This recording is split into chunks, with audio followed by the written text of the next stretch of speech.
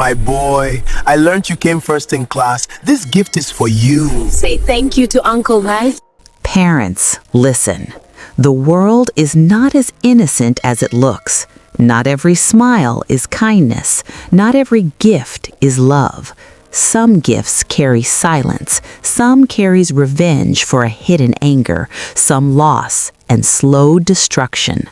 This is not just a story. This is life as it has happened quietly, painfully in places we call home.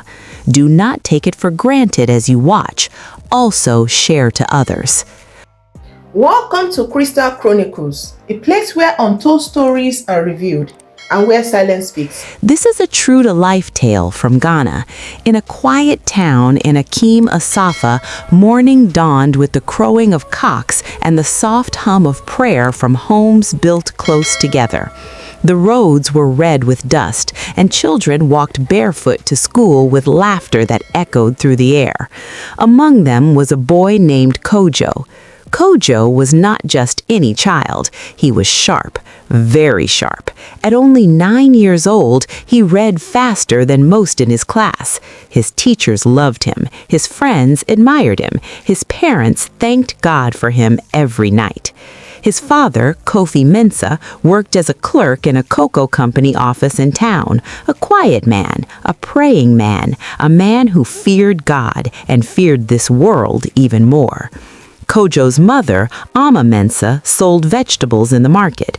She was gentle but firm, the kind of woman who warned her child again and again because she knew warnings were cheaper than tears.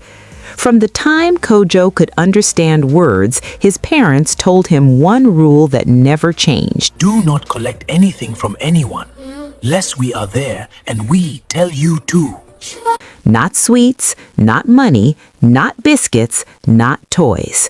Kojo nodded every time. He promised every time. But promises are easy when temptation has not arrived. One Tuesday afternoon, Kofi decided to take Kojo to his workplace. Ama had gone to the village to see her sick mother, and Kofi did not want Kojo alone at home. Kojo was excited. He wore his clean school uniform and followed his father proudly, swinging his small bag by the side. At the office, men greeted Kofi, and Kojo greeted them too, just as his father had taught him. Inside that office was a man called Uncle Ya. Uncle Ya was known as a friend of Kofi. They laughed together sometimes. They shared food at work. To Kojo, he was just another smiling adult. At some point, Kofi stepped out to attend a meeting in another room. He told Kojo to sit quietly and wait. Kojo sat. Then Uncle Ya called him. Kojo, come here. Kojo hesitated. He remembered his mother's voice. He remembered his father's warnings. But Uncle Ya smiled warmly and reached into his drawer. He brought out a sweet, wrapped neatly, shiny paper, the kind Kojo loved but rarely got at home. Take it, my son, Uncle Ya said softly. Kojo paused, just for a moment. Then he took it. That one moment changed everything. Kojo did not know that some gifts do not scream when they enter a child's life. They whisper. They settle quietly. They wait. Kojo unwrapped the sweet and ate it. Nothing happened, at least not immediately. He smiled. He thanked Uncle Ya. He went back to his seat. When his father returned, Kojo said nothing. That silence was the beginning. That evening at home, Kojo was unusually quiet. Ama noticed when she returned the next day. Kojo did not answer questions quickly. He stared into space longer than usual. By the end of the week, his teacher sent a note home. Kojo was no longer answering questions in class. The boy who once raised his hand first now avoided eye contact. The boy who corrected others now struggled to spell his own name. His friends now laughed at him. See that boy that teaches everyone before? He don't know anything again. One boy mocked. Another said, Stop laughing at him. I guess he just forgot. At home, Kojo forgot simple instructions. He poured water on the floor instead of into the pot. He called his mother by the wrong name. Ama cried, Kofi prayed. The changes in Kojo did not come like thunder. They came like harmattan dust, slowly covering everything until nothing looked the same anymore. At first, Kofi told himself it was tiredness. Children get tired. School can be stressful. Ama said maybe he needed more rest. They added more food to his plate. They prayed louder at dawn. But Kojo kept sleeping. One morning, Ama asked him to sweep the compound, something he had done since he was 6.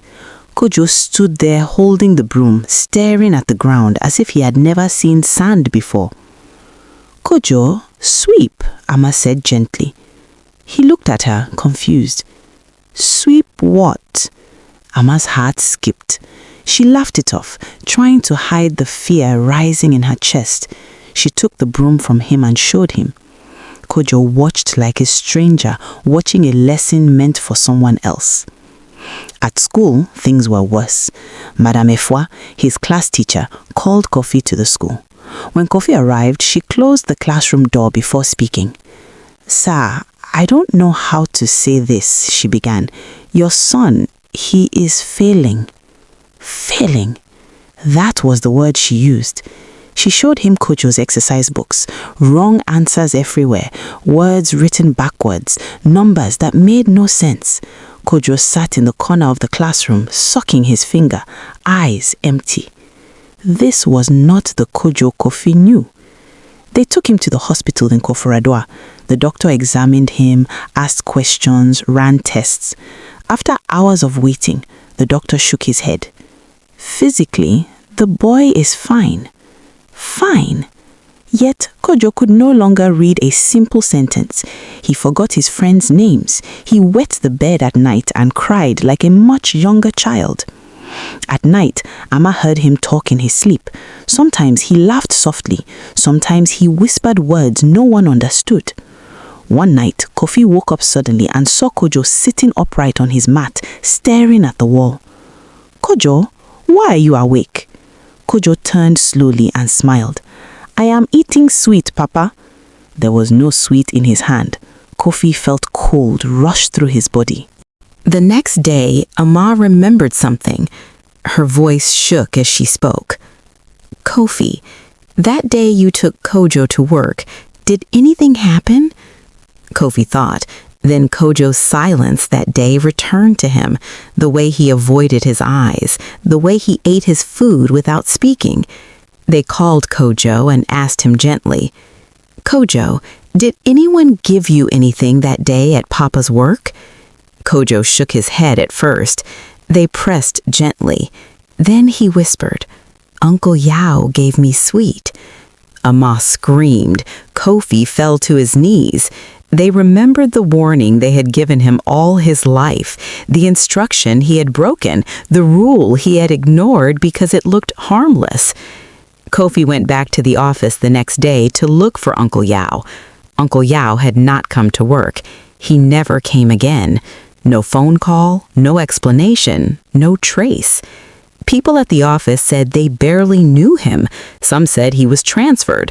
Others said he resigned suddenly. It was as if Uncle Yao never existed, but Kojo's condition remained. Neighbors began to talk. Some said the boy was cursed. Some said the parents were hiding something. Some laughed and called Kojo names when he passed. Ama stopped going to the market.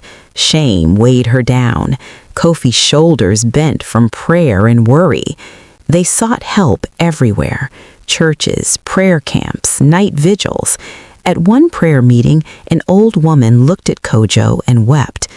This child collected something he was warned not to collect, she said quietly. Not every gift is physical. Some gifts steal what cannot be seen. Kojo stood beside her, drooling slightly, unaware that his life had changed because of one sweet. That night, Ama held Kojo tightly and cried until morning. If only you had listened to our instructions, his mother cried. From that day, the Mensa home lost its laughter. Morning prayers became cries. Night prayers became battles. Kofi and Ama fasted until their bodies grew weak, but their faith refused to die. Still, Kojo remained trapped in a fog he could not explain. Kojo stopped playing with children. When his friends came to call him, he hid behind his mother's cloth. When they spoke to him, he answered with words that did not fit the questions. Soon they stopped coming. In class, the headmaster moved him from the front to the back. Later, they moved him to a lower class. Finally, they asked that he stay at home for some time. The boy who once led prayers now could not recite the alphabet. One afternoon, Ama returned from fetching water to find Kojo standing in the sun, holding nothing, yet chewing as if eating. "What are you chewing, Kojo?" "Sweet," he replied calmly. Ama slapped her own chest and fell to the ground. That night, Kojo began to wander. He would wake up and walk outside, barefoot, towards the road. Kofi had to start locking the door. Even then, Kojo would stand by the door, scratching it softly, humming a tune no one taught him. Neighbors whispered, "This is not ordinary." Some advised Kofi to forget church and go elsewhere for help. Others warned him not to. Confusion filled his heart, but one truth remained clear. Their child was slipping away. Ama remembered another detail, the sweet. She described it to Kojo. Shiny paper, red and gold. Kojo nodded. "It was sweet, but bitter," he said. Bitter. Kofi's stomach tightened. They returned to the cocoa office to ask more questions. An old cleaner there looked at Kojo for a long time and shook his head. "That man you are asking about, Uncle Yao, he was not from here." "Then where did he come from?" Kofi asked. The cleaner lowered his voice. "Some people come smiling, they leave damage behind." That was all she said. Weeks turned into months. Kojo's body grew, but his mind shrank. He forgot how to bathe himself. He forgot how to eat properly. Sometimes he laughed loudly at nothing. Other times he screamed in fear at shadows. Ama aged quickly. Her hair thinned. Her eyes lost their shine.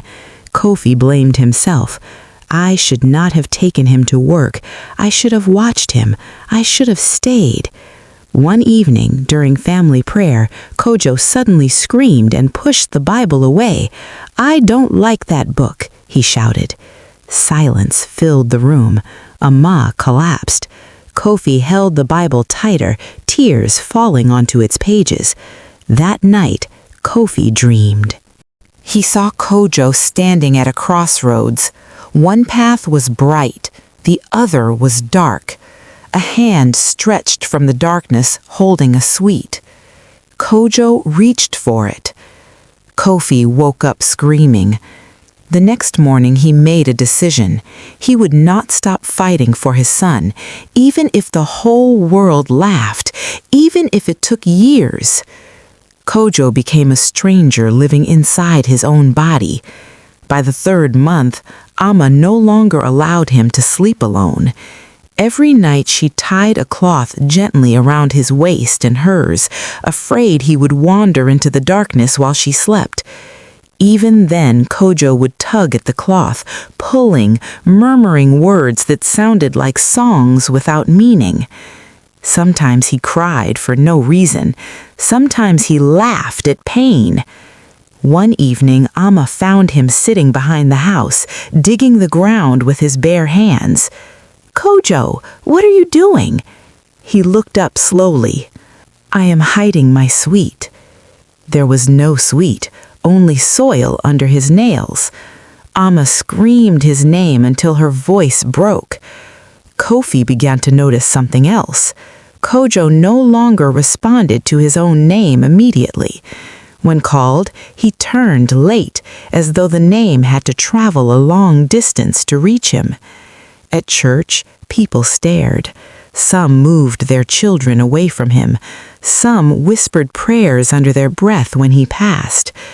Kojo once tried to climb the altar during service, smiling widely, arms stretched out as if someone invisible was calling him. They had to carry him outside. That night, Kofi sat alone in the compound until midnight. He replayed that day at the office again and again. The moment he stepped out, the moment he trusted familiarity, the moment he assumed safety. Amma stopped sleeping properly. Her dreams were filled with Kojo calling her from far away, his voice fading each time she answered. One dawn, Kojo woke up screaming. They rushed to him. He was shaking violently.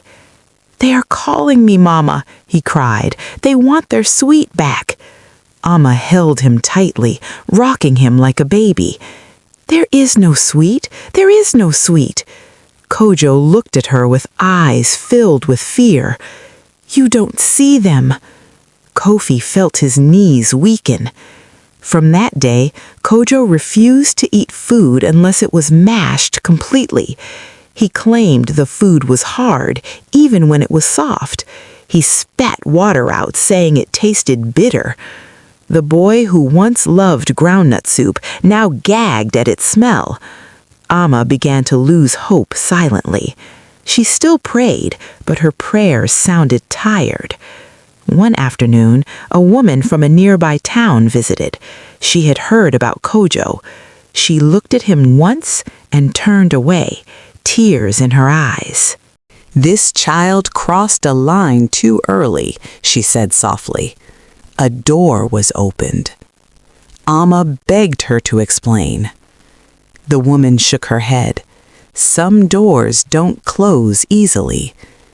Kojo stood nearby, humming, tapping his fingers together, counting numbers that made no sense. At night, he stopped sleeping completely. He sat awake, eyes wide open, whispering.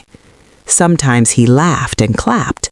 Sometimes he pointed at empty corners and spoke as if someone answered him.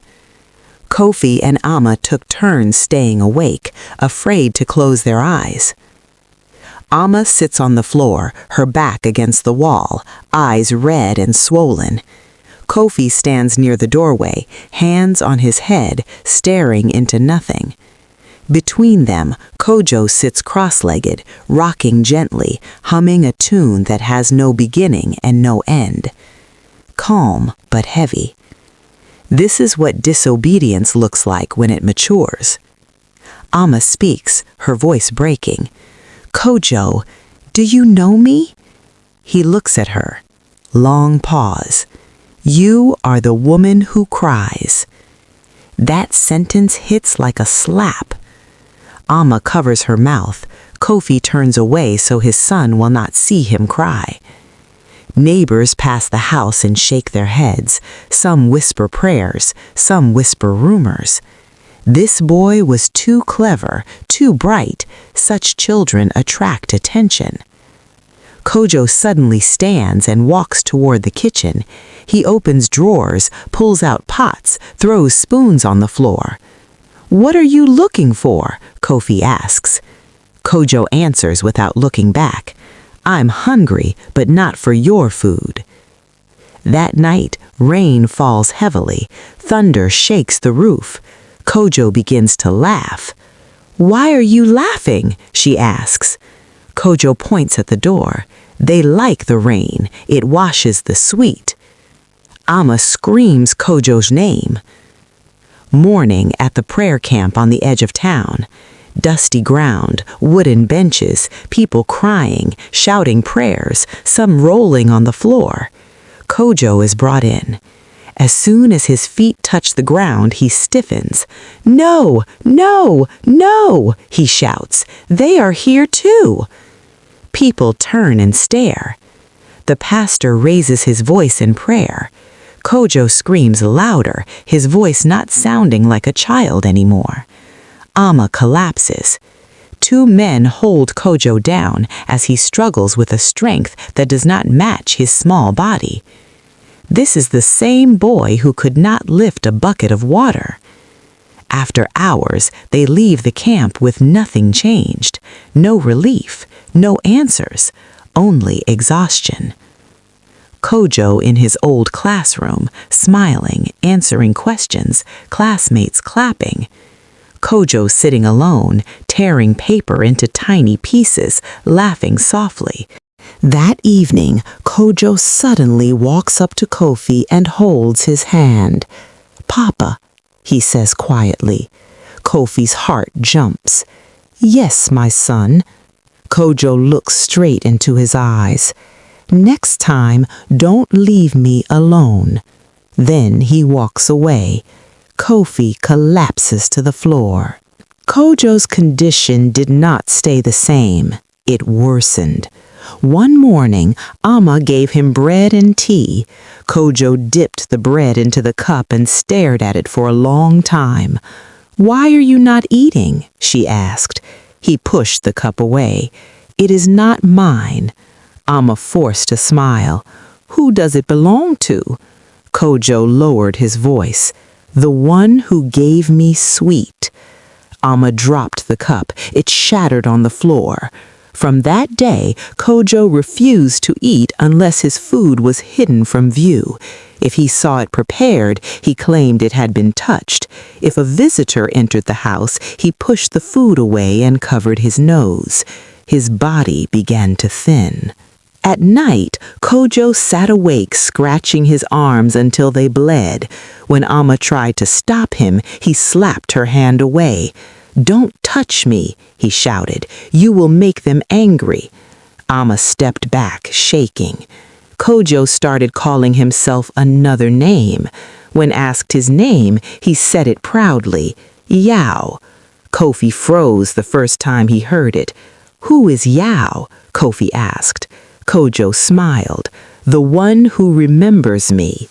That night, Kojo stood in the rain, barefoot, arms open, face lifted to the sky. He did not feel cold. He did not feel fear. When Kofi dragged him inside, Kojo bit his hand. Blood flowed. Amma screamed. Neighbors gathered. Some wanted to help. Others stood at a distance. "This thing is deep," one of them said quietly. Kojo's younger cousin visited one afternoon. The boy laughed and tried to play with him. Kojo pushed him hard. "Don't touch me. You will spoil it." The child fell and cried. Amma locked Kojo inside the room after that. Days passed. Weeks passed. Kojo forgot how to greet elders. He forgot manners. He forgot shame. He urinated anywhere. He laughed at scolding. He tore his clothes and smiled. At school, his name was removed completely. He was no longer a student. One evening, Amma heard Kojo whispering again. She listened carefully. "I ate it. I didn't know. I'm sorry." Pause. "I won't tell them." Pause. "I promise." Amma held her chest and slid down the wall. Whatever had followed that sweet was not leaving easily, and Kojo was no longer fully theirs. Amma stopped taking Kojo outside. She feared the looks, she feared the whispers, she feared that someone, somewhere, would see her son and say the wrong thing out loud. Inside the house, Kojo paced like a trapped animal. He talked to himself. He argued with invisible people. Sometimes he begged, sometimes he commanded. One afternoon, Amma heard him laughing loudly from the room. When she entered, she found him arranging stones on the floor in a straight line. "What are you doing?" she asked. "Counting," he replied. "Counting what?" "The sweets." Amma swept the stones away in anger. "There are no sweets." Kojo screamed. "You don't know anything." He grabbed his head and slammed it against the wall. Amma rushed forward, holding him, crying, begging him to stop. That night, Kojo fell sick. High fever, burning skin, eyes rolling back. They rushed him to the clinic. The nurse shook her head. "We see this kind of thing sometimes," she said carefully. "There is no medicine for it here." They were told to take him home. Kojo's fever broke, but something else broke with it. When he woke, he could not recognize Ama. He stared at her blankly. "Who are you?" Ama collapsed. Kofi carrying Kojo back into the room. He sat beside him all night, watching his chest rise and fall. In the morning, Kojo began to speak clearly for the first time in weeks. "Papa," he said. Kofi leaned forward. "I didn't know the sweet was bad. He said I should not tell you. He said it would make me clever." Kofi's heart tore open. He said my friends would like me more. He said teachers would clap for me. Kojo's voice broke. "Why did it make me like this?" Kofi could not answer. Kojo began to cry like a much younger child, shaking violently. Ama joined them on the floor. For a brief moment, they thought he was coming back. But by evening, Kojo had retreated again. He stopped speaking. He stared. He rocked. Hope rose and died the same day. Kofi made another decision. He would find the source. Kofi began asking questions quietly, not in public, not loudly. He spoke to old men who sat under trees in the evenings. He greeted women who sold herbs by the roadside. He listened more than he spoke. One name kept returning in broken sentences. Yao. Not Uncle Yao, the office worker, but another Yao. A man who moved from place to place. A man who stayed briefly and disappeared quietly. A man who liked children who were clever. Kofi's heart grew heavy. One night, Kojo suddenly spoke again. "They are angry, Papa." "Who is angry?" Kofi asked. He shook his head. "I ate too much." Kofi held his son's face gently. "Who gave you the sweet?" Kojo hesitated. His lips trembled. "He said he was your friend. He said father shares things." That sentence broke Kofi completely. The next morning, Kojo wandered out of the house before Ama could stop him. They found him hours later near the old cocoa shed, sitting in the dirt, licking a stone. When Ama screamed, Kojo flinched. "Don't shout, you will wake them." That night, Kofi prayed differently, not loudly, not angrily. He prayed like a man drowning. "If there is any way to bring my child back, show me." The answer did not come in words. It came in fear. Kojo began to harm himself. He scratched his skin until it peeled. He pulled his hair out in small patches. He bit his own arm and smiled through the pain. Ama could no longer leave him alone. Sleep became impossible. Food became scarce. Their lives began to revolve around stopping Kojo from destroying himself. One afternoon, Kojo suddenly stood up straight and spoke clearly. "I am tired." Ama ran to him. "Tired of what, my son?" He looked past her. "They said I must finish it." "Finish what?" "The sweet." Ama screamed and fell backward. That night, Kojo tried to leave the house again. This time, he fought harder than ever before. It took 3 grown men to hold him down. When he finally fell asleep, Ama noticed something on his tongue. A red stain. There was no sweet. There was no food, but the taste remained.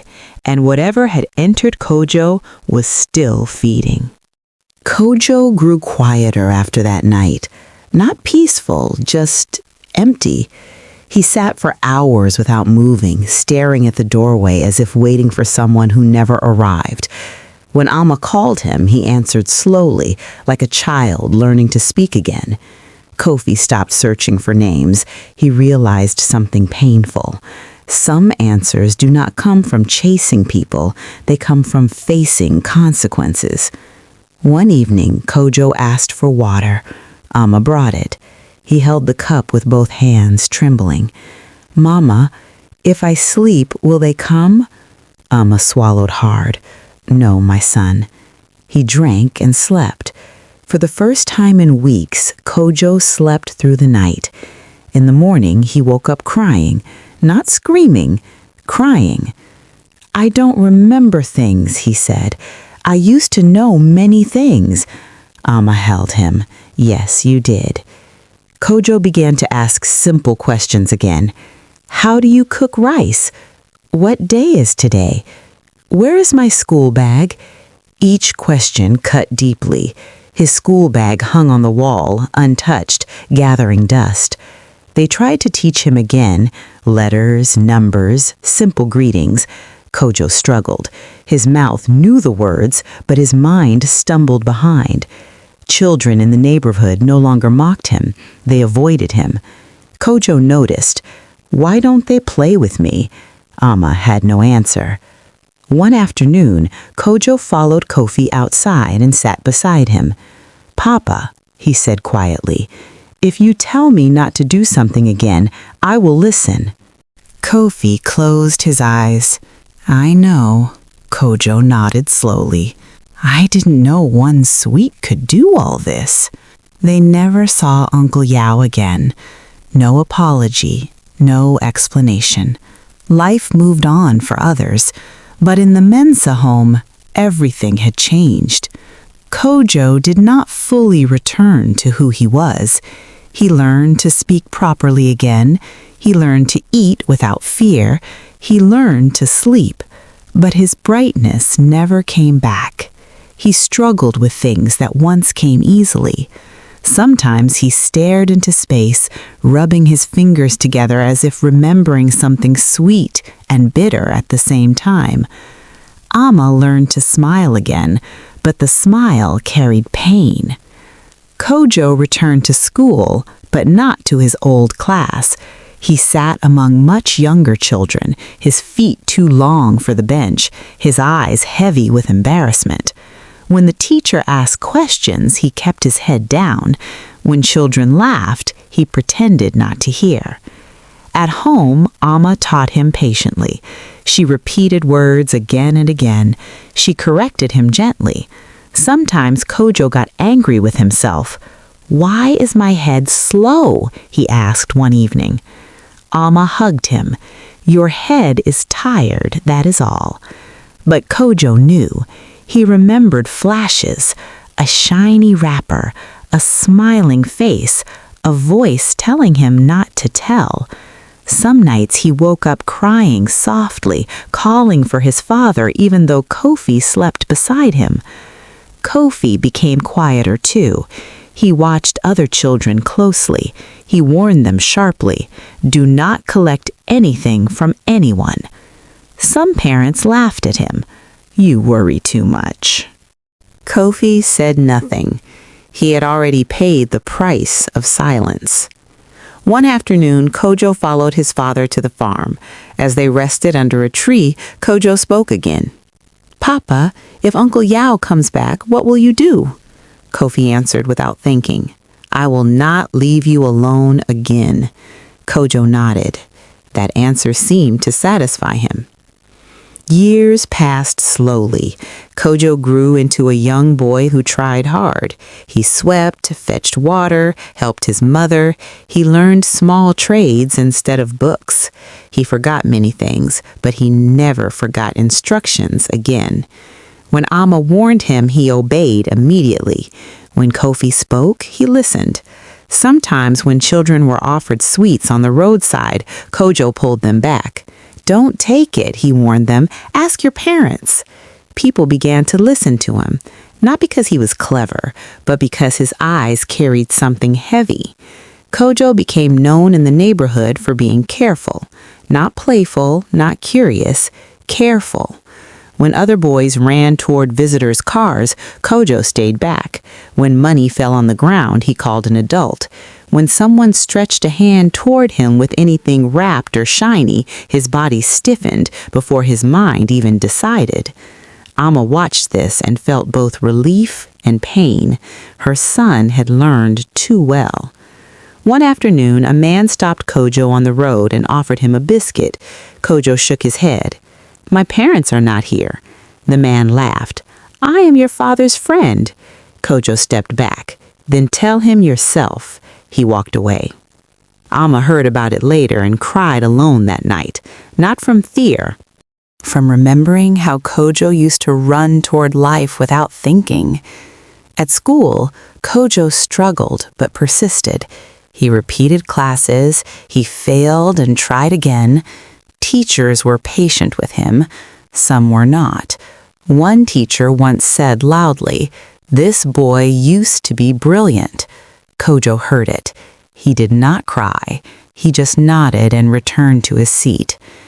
At home, he sat with Kofi one evening and asked quietly, "Papa, do you think I will ever be normal again?" Kofi looked at his son for a long time. "You are my son. That is enough." Kojo smiled faintly. That night, Kojo dreamed. He saw himself as a small boy again, standing in his father's office. The drawer opened, the sweet appeared.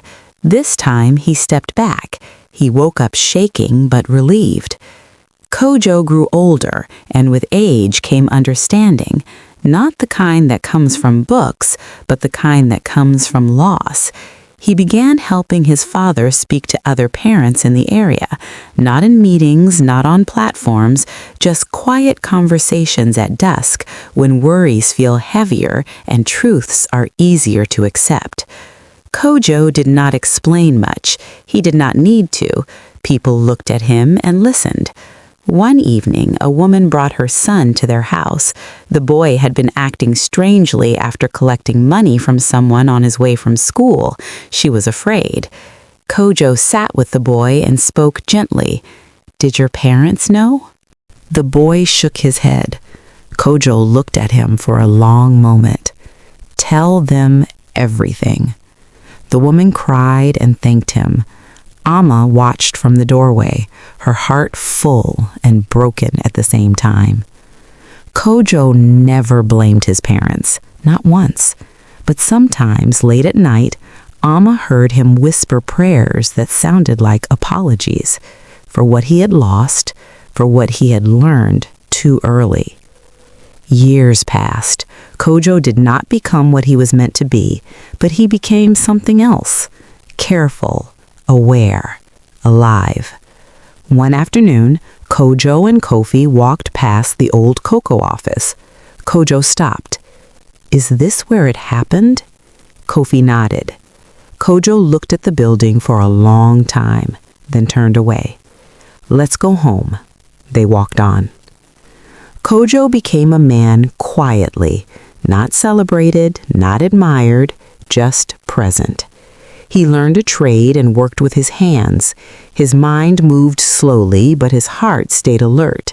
He married later than his friends and kept his life small and guarded. When he had children of his own, he became firm.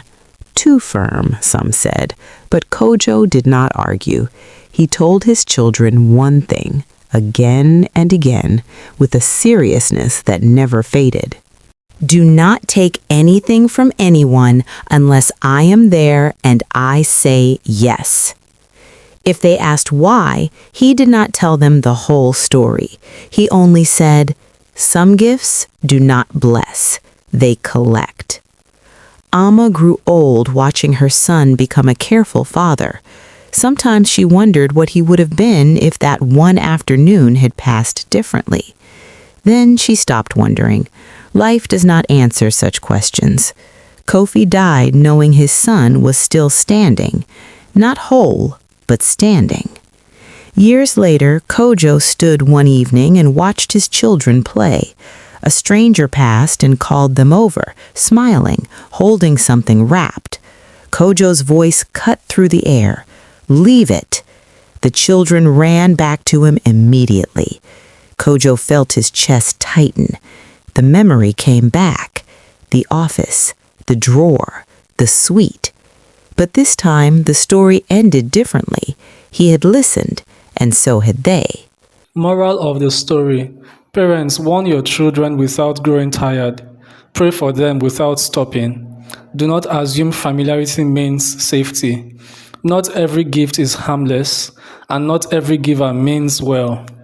A single moment of disobedience can change a life forever.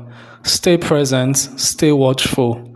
Drop your thoughts in the comment section, guys. Thanks for watching.